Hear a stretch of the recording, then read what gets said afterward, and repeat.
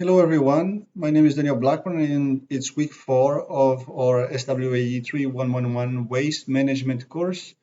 And today we're going to start talking about available materials on your neighborhood, at your home, and about home composting and how can you can recycle organic waste in your house and how can you teach other people to recycle organic waste in your house. So today I'm going to show you about some of the materials, what you should look for in this type of materials, and what is good to use, what is not so good to use, and what are the alternatives you have. I will show you what I'm doing in my place and as a demonstration for this course for you guys. Okay, let's start.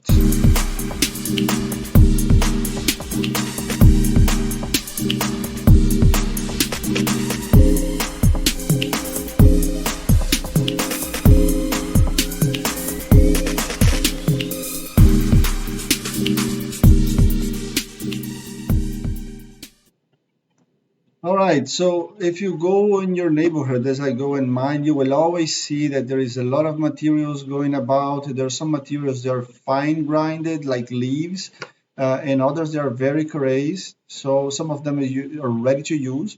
So, for example, these leaves I collect from the neighborhood whenever the personnel from the university are sweeping around. I just come and collect some of these and I use in my garden, and I will show you how I use it, but there is always quite a lot. So here I'm showing a little bit of uh, performing a hot composting at my house. This is a compost that I made with. So here I'm watering the composting, I already broke the compost, turning it around, watering after 1 week. Here is a shredder that we bought specifically to help you guys on this course. The initial idea was that you were going to be doing some recycling yourselves, and one group could work with mesquite plants, for example, date palm leaves, and any other material that you would like to, and this shredder will help you guys do this composting. This is an electrical adaptation we make for operating the shredder because it's 110. Next year, of course, the students will be able to use this, but this year it was not possible. So um, yeah, so just showing here the operation, turning this on.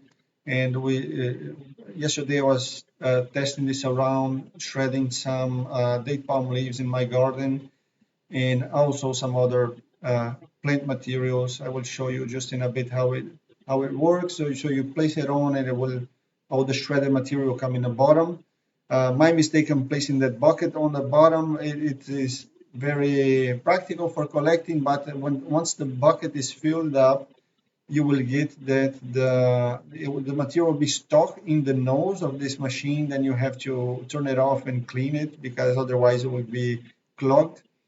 But otherwise the machine works really well. It's good for more woody stuff than paper, cardboards. It will not go through really well. It will work better in harder stuff like branches and date palm leaves. It will work quite well. So we have this. If in any other situation, any of you wants to in the future do some projects about recycling, of course, this is available. Ahmed Al-Rabayai, PhD student that is helping on this course, he will be doing also biochar, and we will show biochar from date palm leaves for you guys in this course.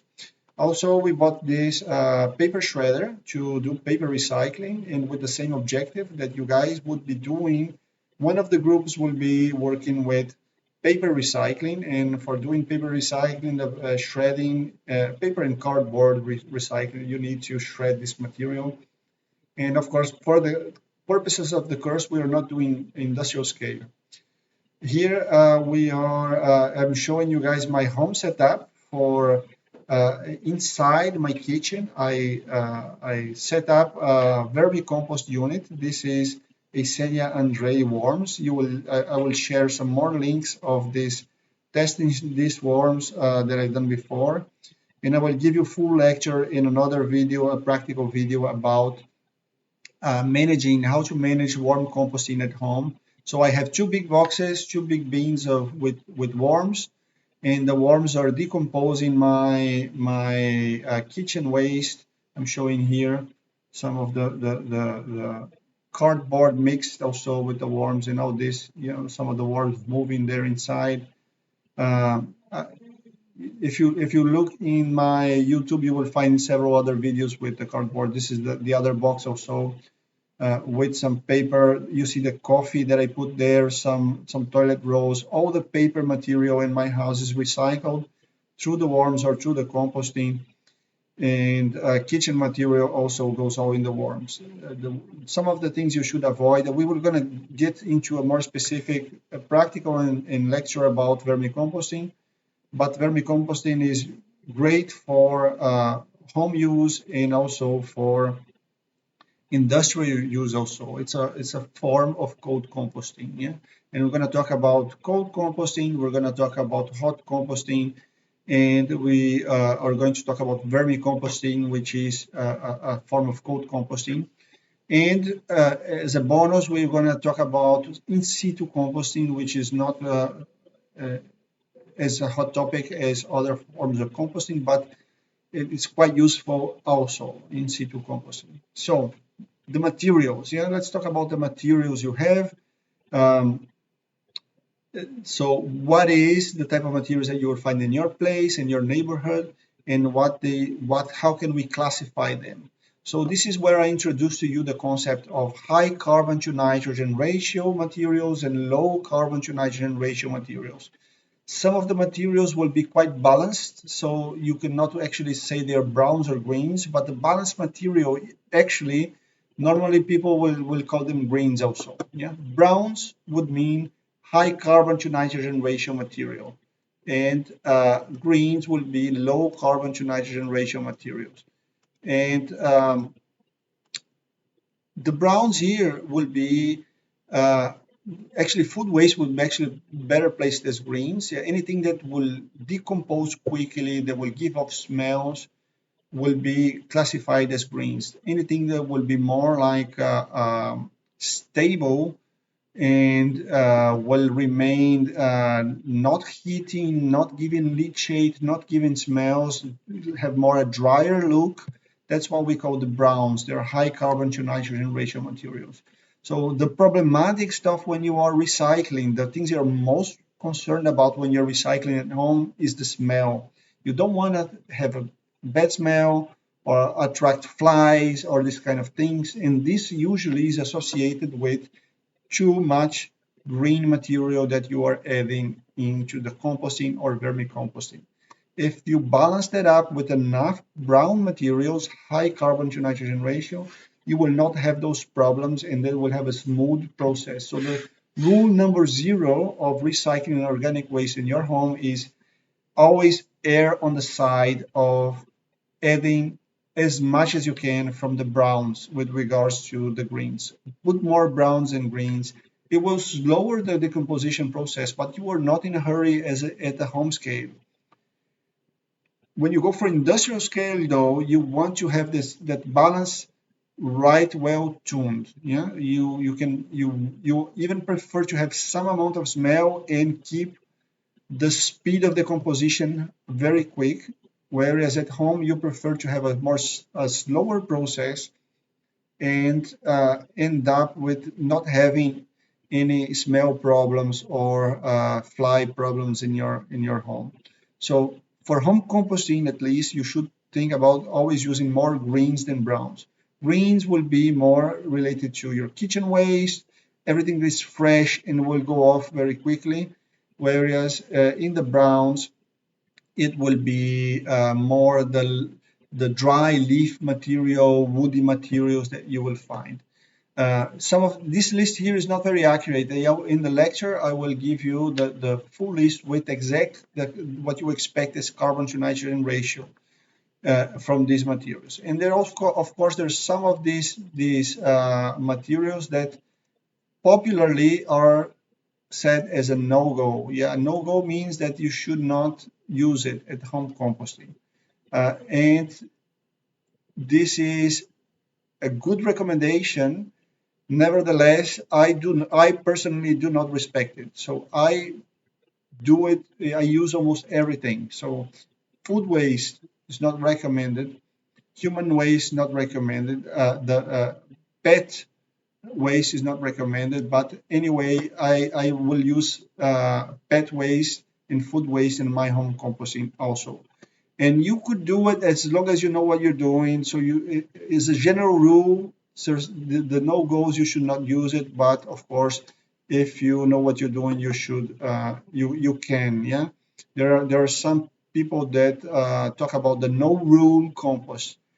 No rule compost is just grab everything that you received, mix them together, and that is it. Yeah, and that works quite well. It's not something that is too many recommendations actually put the homeowners off in the sense that they will be shying for not understanding too much about it. And the simplest rule actually is the best rule when you go for public information.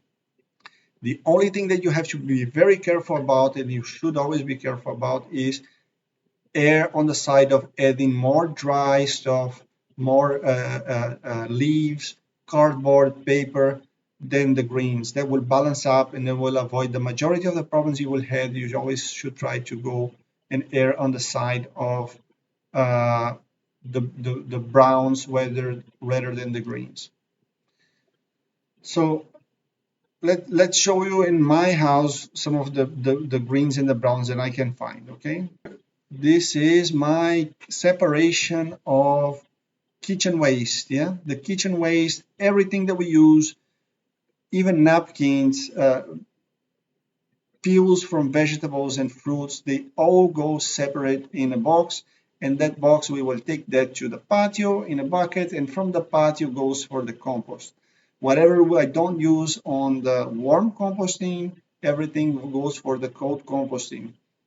And you can see there's a big mixture of material. I would the things from the corn would be actually more on the brown side. The papers were more in the brown side. The leaves will be more in the green side. So it's kind of balancing each other well when you do it. So I also shred some weeds from the garden, and that's shredded weeds also are constituting greens for my material. The other more controversial is, of course, my cat litter. A cat litter is not recommended to be used for composting or recycling at home for public health reasons, but I separate and I use my cat litter in all the composting that I do on the backyard. Everything I do on the front yard goes for food. Everything I do on the backyard is no food allowed on the backyard. So no food production because there is some usage of cat litter. Yeah. And front yard, I can grow my tomatoes, my leaves, everything. In the backyard, I will not use any of that. So browns, yeah. What are the browns I use in my home? What are the browns I have from my neighborhood? And I always browns are the gold, yeah, the gold, because the greens you're producing a lot is kitchen waste, but you need to balance that out. So every time I see a bag with leaves, I grab it. Yeah, it's my house is piling up with these leaves material, and now I have shredded some date palm leaves also constitute browns that I can use it on my compost to balance it up. And the leaves are the main material, but they're also, as I showed you before, I have the paper shredder now, and I'm using this paper shredder for the warm composting and the composting also, using the paper and the cardboard shredded in this machine for balancing the carbon to nitrogen ratio of my recycling. Of course, the next thing you can notice is that you can just add those browns directly on the surface of your bed of your plants, and that will be mulching. Yeah, mulching is one of the ways and you can do in situ composting, and this material will decompose. You're feeding all those isopods and the macrofauna from the soil, and you're creating that microenvironment, which is great for the microbes and protecting the soil from evaporation. So you're conserving more water in your soil, And yeah, as you can see, I always have a good amount of mulch on the surface of my pots and my raised beds. And here you will see this is my cold composting, and always cover with the leaves or bedding material, because this material, the fresh kitchen waste, that is what will give off the smells and will attract pests. So if you always covering with enough of the leaves, you will never have a problem. Yeah. So rule number zero for uh, home composting is try to grab as much as possible of the browns, and always err in the side of using more browns than greens. So browns, high carbon to nitrogen ratio materials, greens, low carbon to nitrogen ratio materials. And we will talk about the science behind this on the lecture. But for now, for the practical side, just look and observe what you have in your home, and try to separate as much as possible for um, increasing the value of this home composting that you have in your place. Okay, so this is all that I have for you today. Is just a quick introduction about what I'm doing in my place, and things, some ideas that you can do in yours, and introducing the notion of high carbon to nitrogen ratio, low carbon to nitrogen ratio, and I hope you enjoyed and you had a good time in this video and you learned something today. Thank you very much.